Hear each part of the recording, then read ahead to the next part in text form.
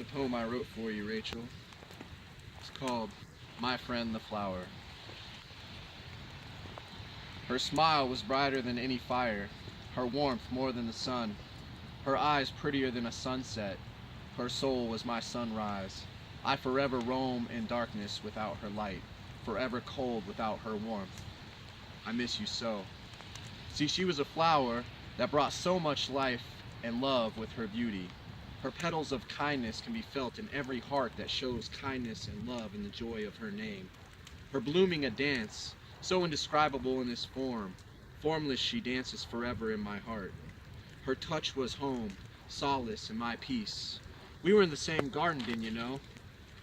I was blessed to be the flower next to her, blessed by her very shadow on hot days.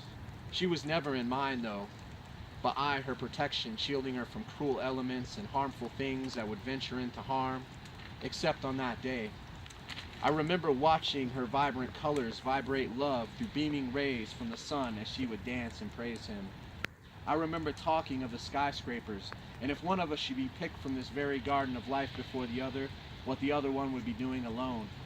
I remember the cool breeze of the water from the lake only a stone's throw away from the great Columbine garden, in the night's air passing between our embrace as I would hold her, and let her know that no matter the outcome, there was always a plan.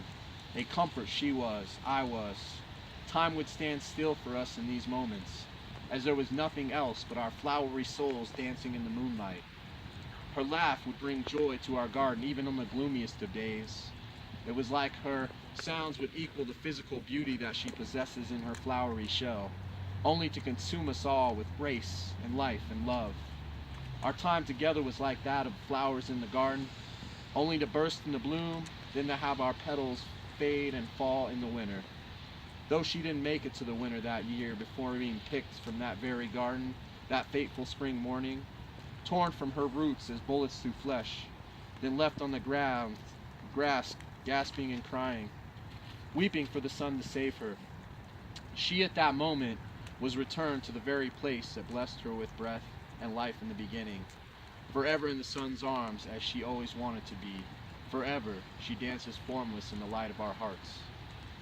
And though my petals have bloomed and fell many times since that spring, never have my petals been as vibrant and colorful than when I was next to her. I miss her so. Forever, my love, your big flowery bro.